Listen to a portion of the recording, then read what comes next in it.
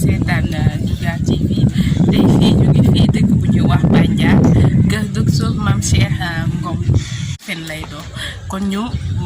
dugg ci biir di waxtaan ak moom ci lu am solo ngeen suivre ñu. asalaamaaleykum mbokk internet yi di saxoo di seetaan Louga TV maa ngi leen di nuyu bu baax a baax di leen ziar bu baax a baax tey nag ñuy ñëw fii ba Bandia di dalal ndaanaan bu mag a mag ñu koy woowee docteur Mame Cheikh Ngom nekk na ndaanaan boo xamante ne nag Saafeen ñëpp xam nañ ko kenn dootu ko présenté ci Saafeen tey nag ñu ngi koy dalal bu baax a baax ci suñu émission bi di ko naan docteur salaamaaleykum. waaleykum salaam wa rahmatullah maa ngi lay nuyu Roxa Daba Ndiaye di nuyu itam Ibrahima di nuyu mbokku téléspectateur Louga TV di wax ne man itam maa ngi am mbégte lool ak kontaan vraiment di ñëw vraiment nekk seen invité pour tey ñu waxtaan ci mbiru Saafeen. jërëjëf docteur ñu ngi lay remercier bu baax a baax di kontaan ci yow ci dalal bi ñu dalal docteur dañoo ñëw tey pour poser la quelques questions yoo xamante ni da nekk suñu bopp yi di ñu sonal daal te loo xamante ne seetaan nañ say vidéo yu bëri yoo xamante ne am na solo yaakaar naa Sénégalais yëpp gis nañ ko Saafeen yëpp gis nañ ko kon ñu war cee bàyyi xel man nag may laajte tey kan mooy docteur Mame Cheikh Ngom. waaw dinaa am mbégte lool vraiment di tontu ci laaj boobu docteur Mame Cheikh Ngom Assafi séeréer Saafeen la ci yaay ak ci baay sama yaay nag partagé entre Saafi ak Waro yi mais ba tey mu ngi nekk ci Saafi. ñoom ñëpp séeréer la ay séeréer lañu. waaw may wax ne man laxa ci xeet kubu Saafi. laxa kubu Saafi ngeen Bandia laa dëkk maa ngi cosaanoo fu ñuy wax Njorox Ndutaan kon nag ñu jàpp ne Saafi ko cet alors docteur Mame Cheikh Ngom mooy kan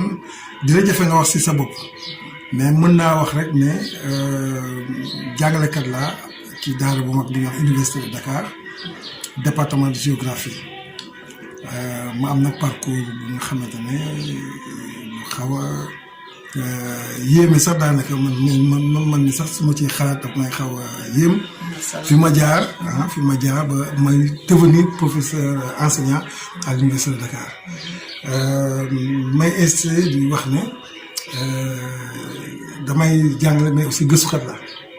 moom la ñuy wax enseignant chercheur te sama gëstu nag li ci gën a fës mu ngi porté ci milieu Safi waaw maa ngi def géographie mais aménagement du territoire mooy sama spécialité alors sama champ d'étude fi nga xam ne fa laay gën a yëngatu def ay gëstu daanaka milieu Safi di ci gën a bokk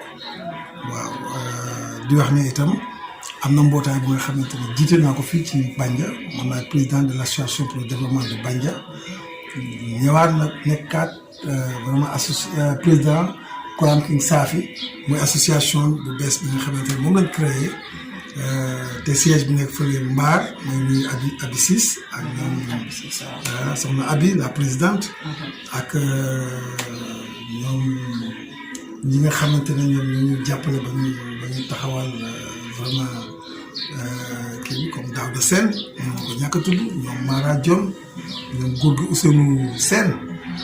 ak yeneen kàngam yi nga xamante ne ñu ngi ci biir Koram King Safi. macha allah waaw moo nekk président bi ñuy doxal pour jéem a boole Safi mu doon benn waaw. dëgg la professeur mën naa wax docteur ba léegi am na solo bu ñu la dégloo bu baax a baax mooy maanaam Saafeen moo tax ngay xeex. waaw xam nga nit li nga bokk da nga koy gëm te ce n'est pas un hasard gis nga ñun ñi nekk Safi du hasard moo ñu def Safi dañu fekk suñuy waajur nekk ay Safi nit nag li Cheikh Anta Diop doon wax le système matriarcal ñun aussi daf ñu ci fekk ñun Safi maanaam lignée maternel maanaam li nga nàmp boo dee sa yaay saafi la nga nekk saafi bu dee sa baay saafi la ñu wax ne doomu saafi la kon nag ñun li ñu nekk dañ ko war a gëm boobu nag man moo ma animé ba fu ma toog fu ma mën sa nekk depuis ma nekk lycée Limamoulaye ci laa jëkk a xeex ba ñu taxawal une structure ñu tuddee ASAL boobu ay élèves la ñu jëkk a taxawal kuréel bu nga xamante ne ñoom Mansour Faye bu Raafo ñoom Malick Ciss bu Buuxu ñoom Coro Pouy bu Diass ñoom maam ak ñeneen ñooñu ñoo bokkoon ak Adama Dione bi nekk Italie ñooñu ñoo créé woon vraiment ak Awa Dione bu Dóobu ñoo créé woon ASAL ba ñu ñëw à l'université alors continuer ak l'amicale des étudiants Safi. C'est pour dire que peut-être bu ma nit ñi déggee may yëngatu ci affaire Safi dañuy yaakaar ne léegi la mais ba may nekk élève fépp fu ma mës a gis doomu Safi boobu nag man dégguma Safen comme ni ma ci xaw a tane tuuti mais bu ma mësaan dégg nit di làkk Safen alors damay dëkk ba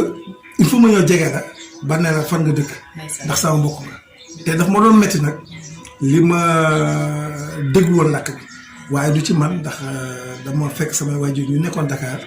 man ma juddoo Dakar yaroo Dakar mais terewul fii laa ñëw toujours vacances kon nag lu nekk sama xol la lu ma bëgg la du lu nga xamante ne peut-être dama koy def nii di yaakaar ne am naa ci intérêt bu doon kii rek kon du ma ko commencé dès le bas âge yëpp xam na ne foo mosaan jël vacances man bañ fii laa ñëw mais góor na jaabi di bay lépp lu nga xamante ne mu cosaan Safi lépp dama ko dund ak nit ñi fii te pourtant Dakar laa juddoo fa laa yaroo mënoon naa ne Dakar laay toog wala bu ma amee dara ma dem dara mais lépp tey jii tey bi ma demee ba nga xamante ne jàng naa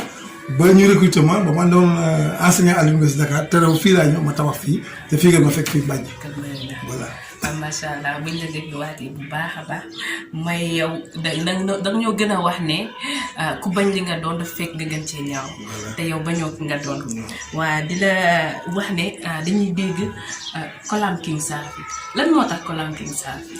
waaw loolu moom dama ciy sawar loolu vraiment parce que dafa nekk lu nga xamante ne dañ ko yàgg gént yàgg ko bëgg ndax bi may toog di def ay recherche ay gëstu ci biir Safi alors dama def ba gis ne toujours bu ñu nee séeréer dañuy wax seex ci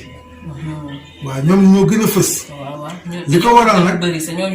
voilà dañuy wax ne ñoo ñu gën a bëri mais boo xoolee ci cosaan buñ ko indee alors ñun kenn gënuñu bëri ñun ñu bëri lañu seulement nag dañoo éclaté wu ndax Paloor Jobaas Lexaar Ndut ñun ñëpp Safi lañu Safi nag moom moo éclaté wu mais communauté yooyu yëpp bu ñu boole woon tey ngay xam ne séeréer seex ci ëpp ñu parce que ñoom ñu ci bëri sax dañoo dem vers un métissage loolu peut-être bu ko temps bi permettre woon dinaa wane ne une bonne partie des séeréer si dañoo métissé c'est une population hybride alors que ñun amuñu métissage ñun on est resté vraiment très pur waxuma ko nag pour clash kenn mais damay wax ne ñun dañoo nekk séeréer bu nga xam ne dañu authentique dinaa ci ñëw ci histoire dañu authentique ba pare ñu nekk ethnie bu nga xamante ne dafa spécial loolu peut-être su ma koy wax ñeneen bu ñu koy dégg dañ ne ku ràcc ci sa place mu dëll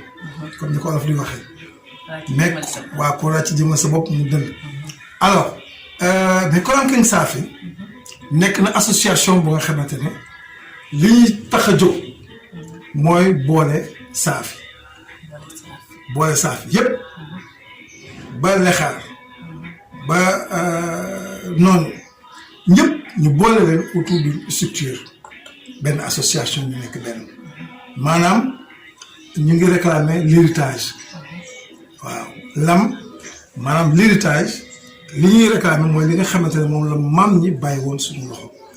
éclatement boobu moom lañ bëgg tey delloo si ba ñëpp dellu si war nekkat benn mu nekk Kolam King Safi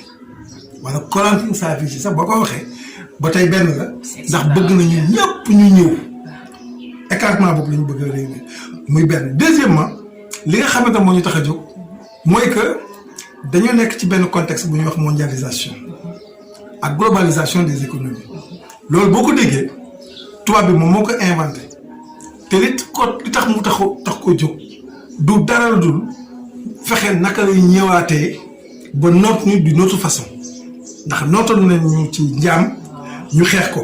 ñu abolir esclavage ñu ne jaay jaam jeex na ñu ñëwaat sur une autre forme de colonisation boobu ñu xeex ko ñu dem décolonisation léegi nag dañu indiwaat beneen forme de mondialisation léegi ñu ñëpp benn lañ village planétaire alors que xam nañ ne doole yemul kon nag tey jii tey boo ma gisee may damay solo comme tubaab bi bu may wax di làkk tubaab alors di jël seeni produits di ko utiliser ñu ne voilà on est dans une mondialisation mais boo xoolee c'est une mondialisation bu nga xam que les rapports sont asymétriques parce que doole yi tolloowuñu loolu nag dafa am lu mu jur ci yenn dëkk yi mooy des phases de mutation changement te boo ko xoolee tey nga jël exemple Sébi bu ñu nee fii ay séeréer rek ñoo fi dëkkoon tey boo fa demee c'est le melting pot. voilà te commencé na nag virus boobu moo commencé dugg jas tey waa jas leen te xam ngeen ne li may wax lu am la jas boo fa demee tey ñu ci bëri boo leen laajte dégg nañ séeréer ñu ngi ci def ay jéego yu mag mais ñu ci bëri tey boo gisee activités yi ñu développé ak li ñuy def lu ci bëri c'est pas très authentique en culture Safi mutation boobu la muy jur mooy buñ ci continuer dañuy dem ba ñu perdre suñu culture bañuñu nag métissage parce que boo xoolee lébu yi ñoom jiituwuñu Dakar mais ba ñu ñëwee moom Dakar dañ leen ko féetale ba tax na ñoom am nañ fulla ak fayda bu toll ni ñi ñëw fekk na leen ñoom ñu organisé wu am seen ndey ji réew am Serigne Dakar am toute une aristocratie organisé wu ba ku ñëw tey même maire de Dakar xanaa léegi waaye maire de Dakar mun woon ne keneen ku dul léegi te ba tey ñu ngi fonk seen i pénc organisé wu te nag lébu yi ak Safi ñoo ànd. waaw dañoo ne benn lañ sax. ñoo àndoon ñoo jugee Ndo Jolof bi Jolof tojee ñoom ñoo ànd ñëw ba ñu ñëwee ba fii Thiès léegi nag fii la Safi ne moom fii la yem lébu gi continuer bi lébu gi continuer nag alors Safi mu ne moom alors du dem ci géej gi ndax xamul géej. ragal. Safi dafa ragaloon époque boobu. xam nga li ñuy wax curuun ci nguun ci parce que ñoom ragal nañu géej ba xam nañu aussi ne géej li mu làmb dafa bëri. attention du ragal de. dañu xam. parce que dañu ne géej amul bànqaas. non géej fa la jinne yi nekk tey jinne yu mag yëpp ñu ngi biir géej. moo tax ñoom waaye ne ci na pour li génn ci géej gi. li génn ci géej comme jën yooyu yëfu jinne la noonu lañ ko bëggoon waxee ci nguum ci kon nag duñ ko laal amoon na temps tout ce qui est produit de mer séeréer daaw ko laal xamuñu ko woon produit de mer daaw ñu ko laal dañ ko xofoon sax ba boo ko laal da ngay génne ay picc dañuy génn sa yaram mool léegi ngay gis mool mu nekk Safi bi ñu leen wax gamool ci parce que ñëw nañ ba bi ñu egsee ba ci géej gi lébu bi dem ñoom ñu toog mais terewul nag alors seen cohabitation dem na ba daanaka baat yu bëri da koy gis même kolaam kii ci samay gëstu Alioune Diagne Mbor waxoon na ne lu ko commencé Kayar ba Géraw loolu kenn kalaam lañ ko tuddee woon kenn kalaam maanaam bu ko kenn laal bu ko kenn laal. ton séeréer la daal. waaw te gis nga te lébu bi mooy wax. mu ne kenn kalaam googu moom moo ñëw tey ci ñun wala ndika héritage alors que ñoom ñu ngi ko daan utiliser di wax kalaam lébu yi kenn kalaam ñu ne lu ko commencé Kayar ba Géraw lépp lu nga xamante ne suuf la kenn amul droit jaay ko lépp lu nga xamante ne rab la bu fi nekk am nga droit rey mais amuloo droit jël ko di ko jaay boo reyee pour lekk la kenn kalaam bu ko kenn laal donc ñu mu nekk un patrimoine commun genre air protégé gis nga air protégé foofu la jëkk a commencé ñoom ñoo ko jëkk a initié kon nag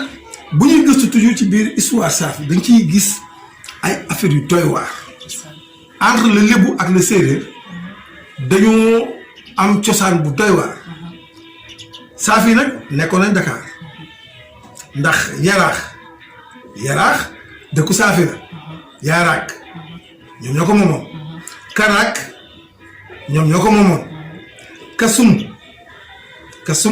ñoom ñoo ko moomoon. yooyu yan dëkk la. yooyu yëpp ay quartier Dakar la yu nga xam ne Safi ñu nga fa woon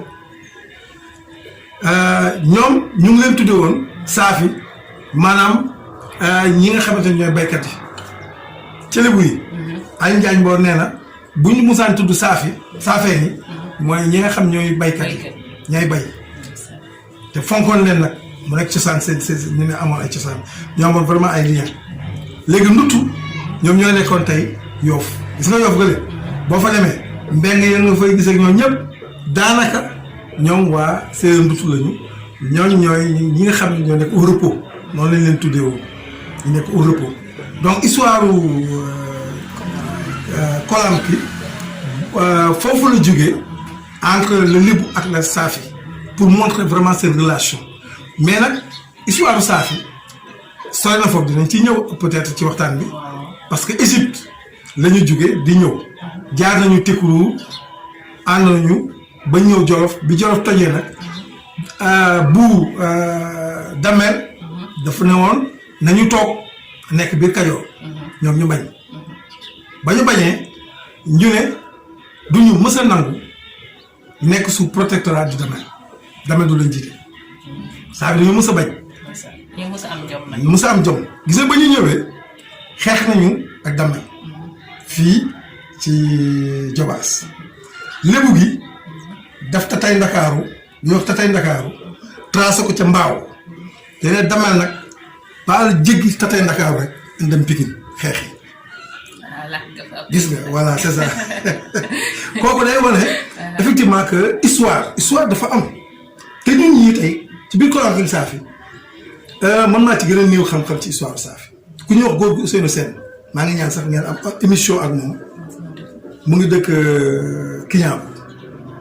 waxtaan ngeen ak Mara mais des na góor gu Ousseynou Sène kooku monument la te membre fondateur Kolamki Safi am na góor gu may dégg ku nekk dans Fasex Safi ku ñuy wax góor gi Mamadou Faye ak Baba Gan Caddu gis nga ñooñu dañu téye histoire Safi ñuy rëccu nag vraiment di ñaanal aussi Issa Laye Thiaw mi nga xamante ne dafa génn àdduna te mu commencé woon nag di ci dox yu am solo di ci bind kon xam histoire Safi loolu xam sa cosaan la te nag nañu jàpp ne nous sommes considérés comme une minorité tey bu ñu laaj bu ñuy wax séeréer bu ñu nee Saafeen daanaka xamuñu émission télé wala émission rajo sax amatuñu ko lii nag dynamique bi bu continuer dañu dem ba dootuñu déggati te UNESCO dafa wax ne yenn ethnie minoritaire nañ leen conserver pour ñu bañ a disparaître lii moo waral Kolamki Safi taxaw nag tànk yu dëgër ne nañu fexe xeex ba dañuy ñàkkoon ak façon maam yi doon taxaw ñu taxaw fa taxawaay boobu mooy ñu taxaw xeex pour restaurer daf la renaissance de la culture Safi fexe ba làkk bi au moins ci biir dëkk yi même bu fekkente ne ñu ngi jaay suuf nit ñaa ngi ñëw bu ñu ñëwee nañu fekk ñu làkk suñu séeréer ku ñëw na fekk ne chef de village nañ doon ay séeréer parce que rythme bii ñu continuer dañ ci ñëw après ci pôle bi rythme bi ñuy gis nii urbanisation bi bu demee day dem ba minorité la ñu doon day dem ba élection bu ñu taxawee gis ne kat ñun Safi yi bëriwuñu ñee ñëw ñoo ñu ëpp su boobaa dañu perte lu bëri moo tax ñu ne nag avant ñu ñuy perte nañu organiser wu. Kolamki Safi ne tàllal nañ loxo ñëpp képp kuy notable Safi képp ku nga xamante ne autorité nga ñu ngi lay wax ne la ngir yàlla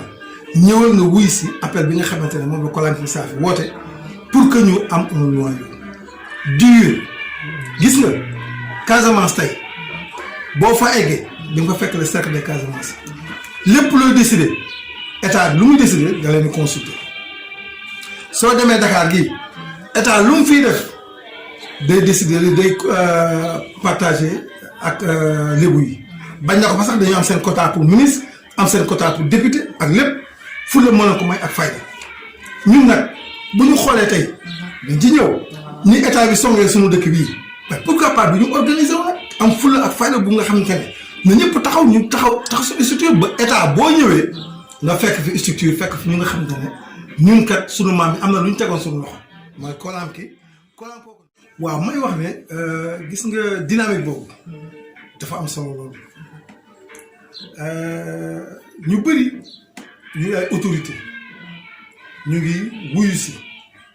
seulement nag dafa am ñu nga xamante ne tey ji tey dañu yor ay ndomb tànk ci gouvernement bi doon ay kilifa ci administration bi ñu gis ne peut-être seeni liggéey permettre leen pour ñu ñëw vraiment di activer wu ci yenn mouvement yi mais terewul ñoom ñëpp seen xol ak seen xalaat ñu ngi ci Kolambieng Safi diaspora bi aussi pareillement ñi nekk Amérique ñu nekk France ñoom Issa Diouf bu Jobaas ñoom Malick Gueye bu Palal te mu nekk Amérique ñi nekk France ñi nekk Italie Espagne ñoom Bill Italie ak ñeneen ñooñu ñëpp ñu ngi ñuy encouragé te ñoom ñëpp ci Kolambieng Safi lañ bokk kon nag li ñuy woote du affaire c'est pas personnel du mbiru benn mais damay wax sànq ma ne nañu moytu mujjee puso sa loxo mu réer te ëllëg dañu rendre compte suñuy doom ak suñuy sët seen maam yi lan lañ leen fi bàyyi doon léegi yéen lan ngeen bàyyi seen sët gis nga question boobu ñun moom lañ bëgg a résoudre moo tax ñu ne Kolambieng Safi ñetti axe la ciblé bi ci jëkk mooy la renaissance culturelle culture bi ñu delloo ko culture Safi bëgg nañu organiser ay festival fexe ba fu ñu ne culture Safi nga xam ne lii kat Safi ko moom ndax culture Safi dafa riche nañ ci ñëw alors leneen li mooy suñu identité ñu fier d'être Safi ku ñëw fii xam ne vraiment ñun nous sommes des Safi loolu mooy suñu identité gis nga ni ngay amee carte d'identité nga ne yow sénégalais nga kenn Guinéen la ñun noonu la ñu am suñu carte d'identité ñun ay Safi lañu te ñu sawar nag ak am titre bu toll ni ak contentement bu toll ni dañuy wax ne ñun ay Safi lañu bi ci des nag mooy suñu terroir bi suuf si ñu fexe ba sàmb ko am ci vraiment taxawaay bu nga xamante ne képp ku ñëw bëgg ko foqat suñu loxo vraiment nga fekk ñu sa kanam. am na solo docteur am na solo daf ñu wan rek exactement di ñu wan encore ne l'union fait la force mooy mu ngi woo population Safi yëpp ñu ñëw jàpp ci balaa suñu culture du ñu réer te amuñu droit suñu culture réer ndax ñun ay Safi lañ pur et dire boo séeréer Safi boo jën boo Safi kon boo jën boo ni Kangang Safi docteur man lay laajal rek di la wax lan moo tax Poul Dagg Xolpa bi lan moo tax ak lan ngeen ci ragal. waaw Poul Dagg Xolpa dinaa sawar pour wax ci mais avant ma ciy wax damay féliciter d'abord le collectif Poul Dagg Xolpa bi nga xamante ne ay jeunes yu nga xamante ne ñu ngi bootu ci ginnaaw Moussa Diouf que je salue au passage ñoom Amadem ak ñoom Alassane Diouf. alors may wax ne. dëkk Mbayar vraiment ñu nekk des jeunes très déterminés. très engagés. alors bi pôle bi jógee rek ñoom ñu jëkk a taxaw nekk contre pouvoir te nag dëkk noonu lay doxe bul def lu ñu la teg rek nga tegoo ko donte ci gouvernement bi la jógee alors ñoom bu ma leen féliciter encourager leen ci li ñuy def wax na ñoo ci jiitu ñëpp. ñun dégg nañu ne effectivement en 2013 État du Sénégal fas yéene na élaborer deuxième pôle toujours dans le triangle Dakar Thiès Mbour ndax premier pôle bi mooy pôle de Diamniadio deuxième pôle bi mooy pôle de Lac Rose kon bii troisième pôle bu nga xam ne ñu ko bëgg a réaliser mooy pôle Dagg Xolpa et toujours dans le triangle Dakar Thiès Mbour bon man la ma ci jëkk jaaxal mooy ñaari pôle yi ni ñu jegante entre pôle Dagg Xolpa ak Diamniadio daanaka dafa jegewoo te ci charte pôle charte yi laay wax de dafay am ay couronne ndax ñun xam nañu ay pôle urbain xam nañu ko ndax yàlla def nañu jàng nañu France yàgg nañ fa itam te ba tey ñu nga fa te itam li ñu jàngal ci pôle ak la ñu xam ci pôle la ñu gis ci pôle bu ñu xoolee lii nga xamante moom la état di def nii ça ne répond pas aux normes ñaari pôle yi dañoo jegewoo même bu ñu ma waxee ne ma seen objectif yi bokkul mais ñaari pôle yi dañoo jegewoo déggoon naa ministre bi muy wax naan dañuy bañ effet conurbation ma ne ko loolu mënuloo ko bañ avec cette dynamique d'urbanisation bi nga xamante ne Mbour mu ngi taweeku du ñëw Thiès mu ngi taweeku du ñëw Dakar yi taweeku du ñëw kooku mënuloo bañ cet effet de conurbation kon nag def naa benn vidéo wane ne li ministre bi Fofana waxoon comme motif pour pôle bi taxawul ñun mënuñu ko accepter pôle bi nag li ci état bi damm mooy créer benn espace bu nga xamante ne daanaka dañ koy aménager bu ñu ko aménager il y a une partie bu nga xamante ne habitat lañ koy def habitat des habitats sociaux ñuy wax ne 500 000 logements bëgg nañ ko fa def wax nañu ne am na aussi ay espace yu fay créer dañ ko aménager daal maanaam mais bu ñu xoolee nañ ko aménager man may géographe te souvent dans le droit de l'urbanisme damay wax ne il faut intégrer le paysage dañuy wax l'intégration paysagère c'est-à-dire projet booy indi ña nga fa fekk na projet bi entrer en ligne de mire ak seeni yëngatu tey gis nga bu ñu indiloon ñu ne pôle bi kat c'est un pôle agricole wala c'est un pôle d'élevage kenn du ko bañ ndax dañ ci fekk boo ñëwee fekk ñu nga xam ay baykat la nga ne ay baykat lañu nga ne dama indi pôle bu nga xamante ne léegi seen tool yi dañuy fexe ba jox leen ak jumtukaay fexe ba ngeen dem vers l'agriculture moderne fexe ba élevage yi ngeen am ay ranch ak yooyu mais duñ ko bañ pël yi fële dans la zone sylvopastorale bi ñu leen indilee le ranch de Doli mais dañu kontaan bu ñu ñëwee aménager leen ay lu nga xamante ne seen jur gi nañ fa mën a dem mais dañu kontaan ndax dafa entrer en ligne de mire dafa fekk mu méngoo ak ñoom li ñuy yëngatu waaye ñun ñu nekk dëkk bu nga xamante ne ay paysans 90 ou 99%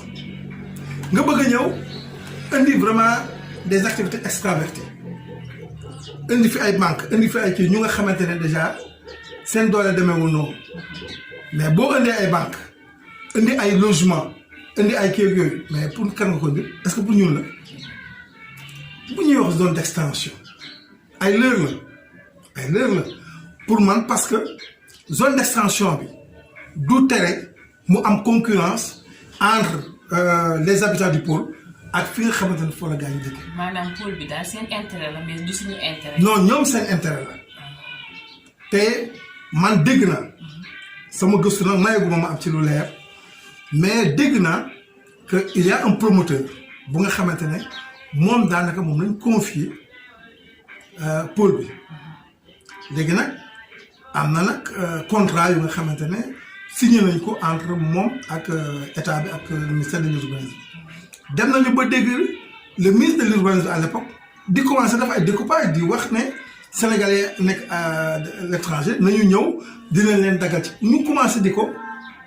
charcuter di dagate te ñun mbir mi leeragu suñu bopp moo tax population bi aussi mais non nañu taxaw ba ñun ñu wax ñu carrément li nga xamante ne mu mën a daal suñu xel alors beneen aspect bi mooy que pôle bi bañ koo jëkkee indi au niveau de la commune les autorités locales dañoo délibéré même bu fekkee ne le maire nee na ñoom avis lañ doon joxe demande d'avis lañ leen di demandé mais bis boo teniree conseil rek yaa ngi délibéré tu as délibéré sur un avis waaye man la ma leen wax muy les autorités locales gis nga état ñun la te gis nga état bu ñëwee song Saafeen ak i projet c'est parce que dafa conscient que commune bi nekk fii amuñu ay projet mais bu ñu fekkoon suñu projet commune bi taxaw ay projet yu dëgër kon duñu ñeme ñëw di jël suñu projet teg ko fële ba pare di teg seen projet amul fenn. man 2007 2008 li may wax ni vraiment may ñaanal aussi dem si yàlla Alsamba ndax 2007 pour sama engagement rek bi saaf bëgg Saafeen ci laa ñëw mën a ko pare naa pour defal leen un plan de développement mu ne ma ah bon mu ne ma ñaata ngay fayeeku ma ne ko fayeeku ma dara frais remboursable rek dañ ko joxe ñëpp xam nañu ne bi war a Gana Seck gagné marché bi fay nañ ko xaalis bu bëri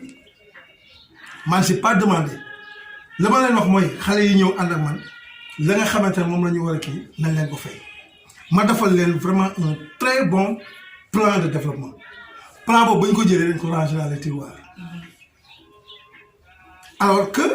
plan boobu ci la ñu waroon sukkandiku pour génne ay projet 2007 ba 2010 amoon nañu pour génne vraiment d'excellents projets parce que yii yëpp gisoon naa ko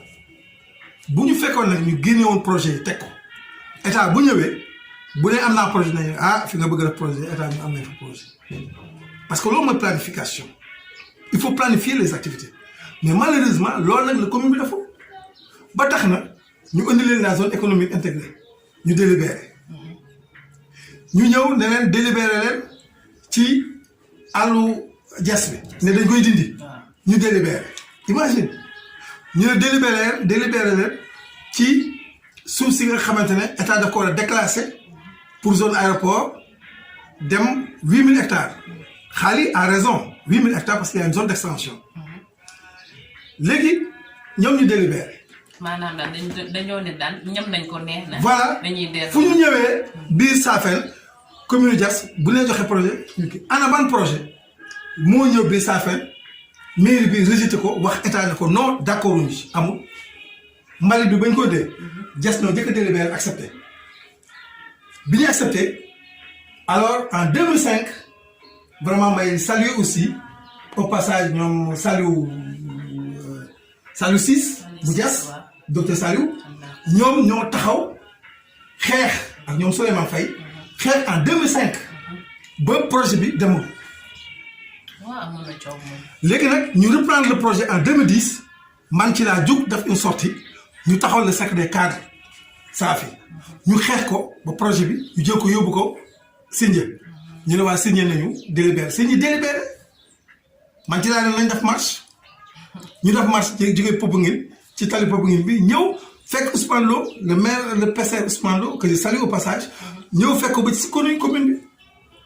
daf dañ ko doon séquestré ma ne ko da ngay jël parole nga wax devant tous les journalistes que vraiment revenir ngeen si seen délibération mu def ko mu am courage moom aussi ñu koy nuyu ñu ko sant mu am courage aussi de revenir ci loolu kon nag projet bu fi ñëw population bi ñoo koy xeex mais mairie bi dañ koy accepté léegi man dama ne mairie population ñoo leen fi teg kon nag pourquoi bu ñu leen indilee projet doo leen dellu ci population bi ngeen laaj leen boo leen gisee population bëgguñu mais ngeen dellu wax le président la ne ko on n'est pas d'accord li ñu xamul ba tey mooy que bu may dégg ñu ne waaw c'est zone état moo ko mais état mooy kan xam nga am nañu le droit de préemption xam nañ ko de l'état c'est-à-dire tey bu fekkoon ne dañoo ñuy xëccoo entre commune bi ak état bi dañuy xool mais xam nañ ne droit de préemption bi maanaam ci état la parce que état dafa boole ñëpp bu dee projet bi dafay law ba génn Saafeen intérêt ñëpp comme par exemple aéroport bi foofu mën nañu wax ne droit de préemption l'état mën a jaar mais lu nga xamante ne projet bu nga xamante ne tey dafay ñëw mais day exclure exclusif pour les populations kooku commune bi mën na ci dem xeex ak ñoom gis nañ ko en France aéroport bu nga xam ne bëggoon nañ ko taxaw population bi xeex ba état bi retourné gis nañ ko ci benn aéroport man dëkkoon naa Cergy-Pontoise astafurlah Cergy-Pontoise laa dëkk actuellement ni mais dëkkoon naa aussi Gare Légonaise ba ñu tabax seen autoroute bi la moo fi xew gis nañ ko population bi dañuy taxaw bañ ne du jaar fii mais dañuy mujj jox raison à la population kon nag pourquoi mairie bi mu jiitu ci loolu damay wax ne alors foofu par rapport au pôle ñoom ñoo jëkk a délibéré bañ délibéré alors man le maire Cheikh Diouf que je salue au passage biñ ko joxee vraiment commune bi dama kontaan loolu ndax dama ko dégg mu ne état jël na 75% de nos terres te lii duñu nangu muy continuer ci dynamique bi donc le pôle moom ci àndoo ci bien que àndoon na ci au début mais gis na ne vraiment c'est pas bon le maire damay wax ni mu ngi ci net bi. parce que daa gis conséquences yi. voilà léegi man comprendre man lan moo tax encore mu revenir la ci décision ba ànd ak préfet ba ñu ne dañu dem def des consultations citoyennes auprès des populations man mu jaaxal ma loolu te gis nga étude projet boo gis dafa am étude d'impact environnemental et social te day dem vers l'élaboration d'un plan de ce qu'on appelle d'un PGS ñoom daf nañ étude d'impact environnemental et social du pôle bi mais ba ñuy tenir seen audience publique dañ ko waroon def comme ni ñu defoon mbalit ñu ñëw convoqué Saafeen yëpp na leen kaay leen pôle bi kat dañ ko bëgg a def biir Saafeen ku ci nekk na joxe parole du waa Dagga ak waa Xolpa ak waa Mbayar rek la concerne mais Saafeen yëpp te day collectif bi moom lañ leen di la bi ñu defee seen tournée yi collectif bi nee na leen woote leen audience publique Saafeen yëpp tase ngeen xool maintenant est-ce que projet bi nangu nañ ko wala nanguñ ko te man dama wax ne fii ñu toll nii actuellement nii forcing warul am yaa xëy boo ñëwee bëgg dafa ni projet ci biir suufam mooy la non man bëgguma mais quand même bu insister beneen contradiction bi nga xamante ne soulevé nañ ko mooy ci décret pôle bi dañ ci bind mais pôle bi mu ngi dans le département de Rufisque. Rufisque xam nga man dama ne loolu erreur mënu ko gën a rëy parce que décret ci présidence lay jógee te président am na ay conseil am na lépp kay buy génne président di ñëw te jaar ci commandement territorial jógee ci temps bi premier ministre nekkee foofu jaar ci ministre bi ñëw ci gouverneur préfet sous-préfet kenn gisul ne kat ñii def nañu erreur loolu bu amee rek nga xamante ne vraiment am nañu administration bi nga xamante ne nañu xoolaat seen liggéey du wax na cuune nañ de parce que je respecte l'administration sénégalaise mais nañu xoolaat seen liggéey bu leen politique emporté ba ñu def yenn erreur parce que du yoon ñëpp xam nañu ne la zone de Dagga Xolpa est dans la région de Thiès département de Mbour arrondissement de Sindia loolu c'est le découpage pourquoi ñuy dugalal département de Rufisque mais nag état lépp lu muy kii rek am na lu may annoncé xam nga lu ñuy annoncé le Grand Dakar man en France laa jëkkee dégg à Cergy-Pontoise mon professeur me parlait du Grand Dakar parce que man maa ngi travaille sur le triangle Dakar-Thiès-Mbour l'interface vraiment Dakar-Thiès-Mbour mais bi ma waxee le Grand Dakar maa ko le Grand Dakar c'est un quartier qui se trouve vers la Médina mu ne ma non le Grand Dakar c'est la grande agglomération qui va bientôt regrouper Dakar, Thiès et Mbour. Ma ne ah lii daf may fàttali la thèse de Assane Seck le professeur Assane Seck moom moo jëkk a annoncé la métropolisation de Dakar Dakar métropole ouest africaine moo ko jëkk a bind dans sa thèse en 1970 boobu Vernière ak Salem Gérard boobu engagé wuñu sax dans l'urbanisation de Dakar li may wax nag ci xam-xam laa koy teg kon bi nga xamante ne loolu am na alors man dama yaakaaroon ne état bi dafa waroon taxaw am seet mais même bu fekkente ne lii lañ bëgg nañ ko def par étape mais aéroport bi du aéroport de Diass de mu leer man damay tukki alors su may sama xol du metti ba weesu su ma ñëwee ba ñuy atterrir Diass ñu ne yéen a ngi atterrir aéroport de Dakar ñu ni tukki yëpp xam nañ li may wax aéroport de Dakar la ñuy wax Diass kañ la nekk Dakar. te aéroport bi mu ngi ci biir Diass mu ngi ci biir Diass mu ngi ci région de Thiès. pourquoi mënuñu ñu leeral exactement li ñu bëgg man xam naa ne am na fu ñu jëm élection locale yi balaa ñu cee egg te lii may wax nii bëgg naa àdduna yëpp ñu ma jëleen en témoin te lu ma mës a wax souvent dëgg la damay finalement je finis toujours par avoir raison la ñu bëgg mooy intégrer cette partie de Diass dans la région de Dakar moom la ñuy wax le Grand Dakar ce processus de métropolisation comme ni Rufisque nekkee ci région de Dakar noonu lay Sébi te Sébi nekk ci biir région de Dakar ak yéen noonu la ñuy jëlee Diass ak Kër Moussa dugal ko ci biir Dakar léegi nag mu doon la grande région de Dakar parce que ministre des transports bañ ko laajee ne ko comment se fait-il qu'une grande ville comme Dakar mu ñàkk aéroport mu ne non Dakar ñàkk aéroport parce que l' aéroport se trouve à qui c' est l' aéroport de Dakar bu dee foofu mooy aéroport de Dakar foofu aéroport de Dakar loolu lan lañ ciy jàngat mooy que ñun dañu bëgg a boole biir ci Dakar te élection locale yi di ñëw nii dinañu leeral lu bëri ndax ñu ngi préparer le découpage gis nga bu ñuy wax naan Dakar dañ ko bëgg a def département mais pas une ville yooyu yëpp ay balle de sonde la rek am nañ ci jàngat yu bëri waaw kon nag Kolam King Safi li nga xamante ne gis nañ ko te ñu ragal ko ci pôle bi mooy d'abord démarche bi baaxul te gis nga bis bu ñu taxawalee immeuble bi la xew actuellement nii au niveau de waaw li ma doon wax ci li ñuy ragal ci pôle bi nee naa au plan politique il prépare un redécoupage bu nga xamante ne tey bu ñu defoon naan Diass commune Diass ak Kër Moussa ba Noto mën nañ dugg ci région de Dakar loolu bu ñu bett leneen lu nga xamante ne aussi ñu ngi koy ragal gis nga projet bi pour taxawee gis nga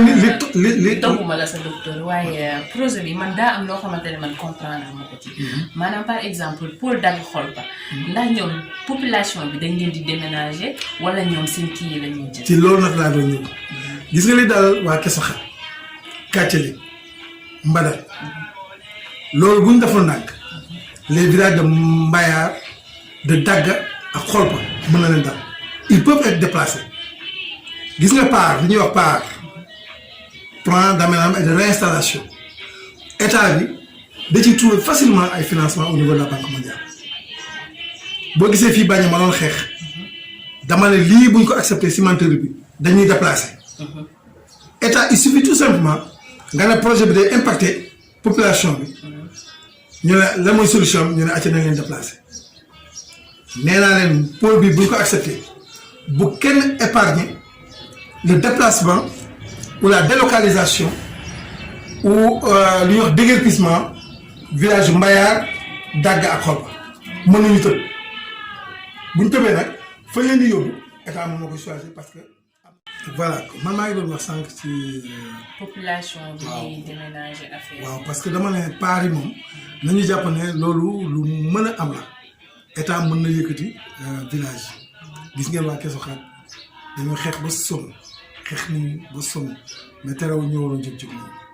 te gis ngeen fa ñu leen proposé nañ leen proposé noonu lañ mën a ñëwee aussi délocaliser yenn village yi yóbbu leen feneen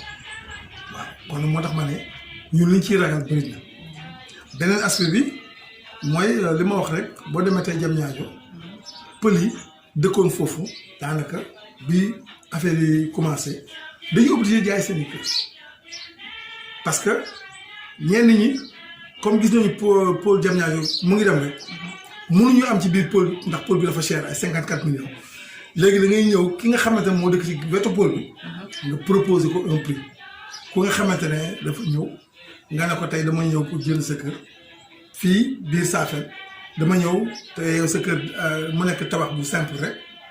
ñëw la 20 millions boo defoon naa nga jaay sa kër léegi nag ñooñu bu ñu ñëwee jënd kër yi loolu su boobaa ñun ñooy perte parce que boobaa loolu day toxal te loolu moo am Diamniadio actuellement nii beneen fait bi mooy que dañ nekk dans une zone d'exutoire te gis ngeen Diass problème inondation yi fa am lu mel noonu nag nañ ko xaar ci pôle bi je suis dans les détails techniques nañu xaar inondation ci pôle bi nañu xaar aussi insécurité parce que pôle yu mel noonu su demee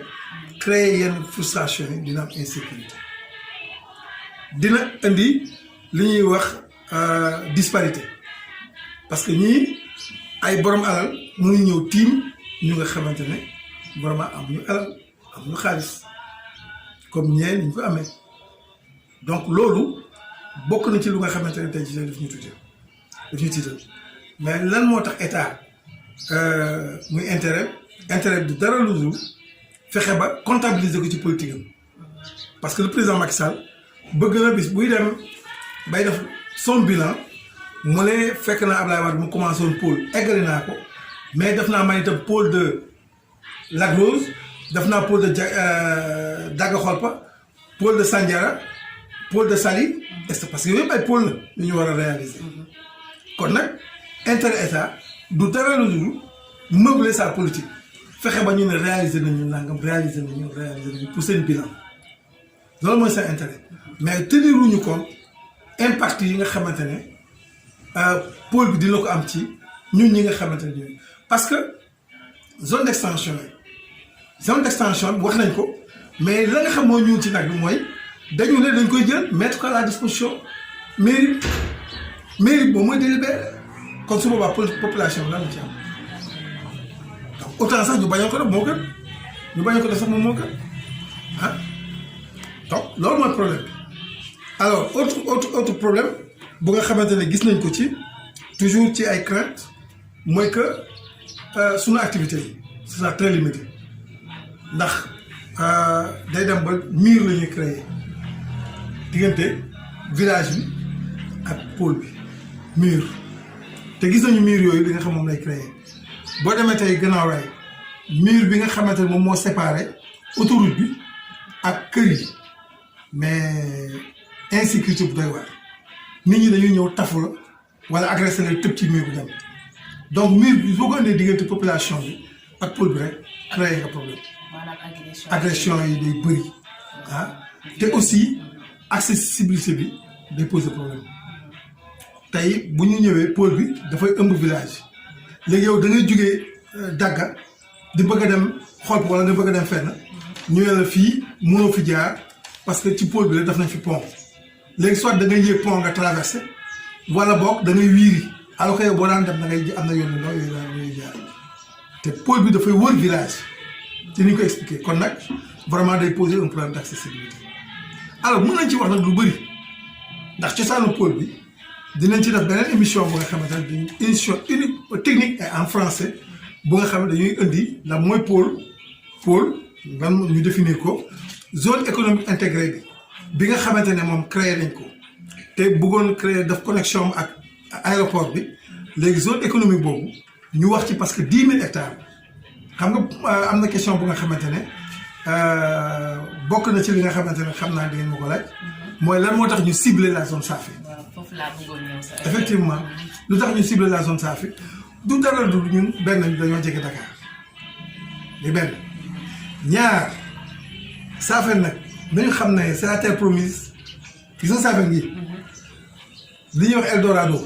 àjjana fii la xam lu tax ñun jéggaane wuñu sàkkuwuñu ñu indil ñu palais Dakar la ko lañ ko kii mais indil nañu deuxième palais Popenguine te sàkkuwuñu ko ñun pèlerinage martial duñ ko def fenn Sénégal fu dul fii Popenguine gis nga le circuit automobile bi ñu daan dawal fële 6 heures de Dakar moo nekk fii Bandia aéroport ba nekkoon Yoff moo ñëw fii port ba nekkoon fële ñu indi ñu ko Ndayane donc du lu nga xamante ne gis nga Safi moo nekk suuf su nga xamante ne li ñuy wax la race pure race bu nga xamante ne du ñu race buy moy du ñu race bu nga xamante ne doo fekk ay kas ñu xamuñu ay géwél xamuñu c'est un peuple égalitaire communisme idéal bii Safen race pure Safen gis nga boo demee Égypte di nga fa gis ñu bind les Safen parce que ñoom ñoo détenir les temples en Égypte l'homme bi ngay dégg l'homme tey en milieu Safi nga koy gis mu lay fàttali nañ daan robé en Égypte loolu mooy indi ñun suñu appartenance dans la société égyptienne pharaonique te gis nga loolu noonu day continuer ndax suuf su am barke la béton de Bandia da nga koy dégg gis nañ dispensaire bii nga gis nii Institut Pasteur fii lañ jëkk a découvrir virus dengue fii lañ ko jëkk a découvrir ci benn pël bu ñu doon wax benn pël en 1970 loolu indi woon centre de dépistage fii centre de dépistage la woon bu Institut Pasteur saafa ñëpp daal ñëw fii ñu wax ne da leen faj fekk faju ñu leen dañu ñëw ñu jël seen trait di def ay test ñëpp fii leen daan fajoo léegi nag lañ ko def dispensaire bi def ko poste am na vaccin bu nga xamante ne dina génn dans les années à venir ñu ngi ciy liggéey vaccin de Bandia la tudd contre la dengue kon nag suuf si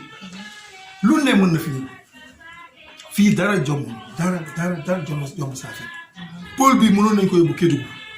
mënoon nañ ko yóbbu feneen ak feneen mais Saafeen lépp xoolal pour tous les grands projets fii lañ ñëw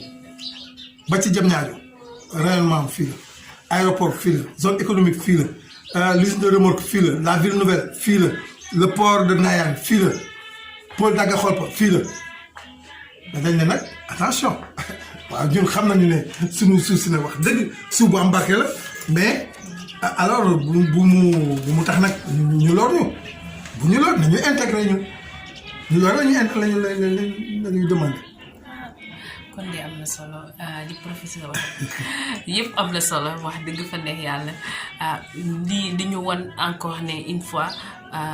ñun suñu suuf ñun ñoo ko moom kon war nañ koo xeex ndax ëllëg bu nekkul ñun nekk suñuy doom wala suñuy sët parce que c'est important ngay xeexal sa bopp ci loo xamante ne yaa ko moom ñun instant yi ci loolu la ñuy xeex man de maa ngi seen ginnaaw professeur waaw vraiment ñun dañu tàllal loxo ñëpp te vraiment par rapport ak suñuy activité au niveau de Kolamtine Safi vraiment ñuy remercier soxna Abi Ciss bi nga xamante ne këram moom lañ def siège bi mais nag nekkul nag lu nga xamante ne lu kii la alors du lu nga xamante ne lu bees la ndax canton bi chef de canton mu ngi woon Mbayar mi moo nekkoon chef de canton Mbayar Ñaani ñëpp daal nañ ko dégg canton Mbayar Ñaani kon nag foofu moo nekkoon chef de canton bi ñun dañoo delloo cosaan moo tax ñu dem soxna Abi Ciss dalal ñu kër fa ñu tenir suñu réunion alors membres yi bëri nañu ñu bëri sax waaw kon nag may wax ne daal vraiment am nañ mbégte lool ak contentement di gërëm vraiment équipe bi nga xamante ne ñëw tey te Ibrahima Seck jiite ko ak soxna Daba Ndiaye vraiment kontaan nañ lool Kolamtine Safi itam ñu ngi leen di remercier tous les membres particulièrement la présidente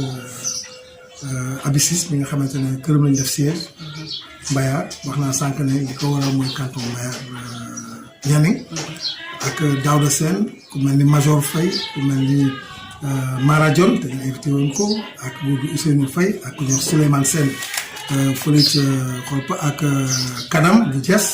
vraiment lim juum mais daal ñëpp ñu ngi ci biir ñu leen sant di leen gërëm di wax ne vraiment suñuy activité li tax temps yi dégguñu mooy coronavirus bi comme dañu may regroupement moo tax woote wuñu mais nag nañu jàpp ne am nañu activité suñu plan d'action ñu ngi koy defar te déposé nañu aussi suñu récépissé pour ñu reconnaître ñu comme une association démarché nañ ci ba déposé nañu ñu ngi xaar récépissé bi génn pour que vraiment ñu bind autorité yi bind maire bind gouverneur mais suñu objectif principal mooy bëgg nañu dem ba ci président de la république ñu toog ak moom xamal ko ne ko ñun bañuñu on refuse pas le développement bañuñu développement mais ni ñu bëggee defee le développement dans notre localité ñu loolu lañ bañ léegi nag expliquer ko ba mu xam enjeu yi xam ñun li ñuy craindre et ñu proposer ko aussi la ñu bëgg loolu rek lañ ci jublu xeexuñu autorité politique gu ñu itam xeexuñu kii xeexuñu kaa donc la ñuy taxaw a jóg c'est pour vraiment le développement de la amati na solo en tout cas ñu ngi lay jaajëfal di la remercier bu baax a baax di remercier mbokk yi di saxoo seetaan Dougar TV di leen remercier baax a baax en tant que docteur Mame Cheikh ñu ngi lay remercier bu baax te ñun tam ñu ngi lay bàyyi xel bu baax a baax fii ci biir Saafeen jërëjëf ñu ngi lay wax jërëjëf merci beaucoup ci dalal bi ñu dalal toog di déglu suñu question yi di ñu répondre am na solo macha allah merci beaucoup. Merci au revoir.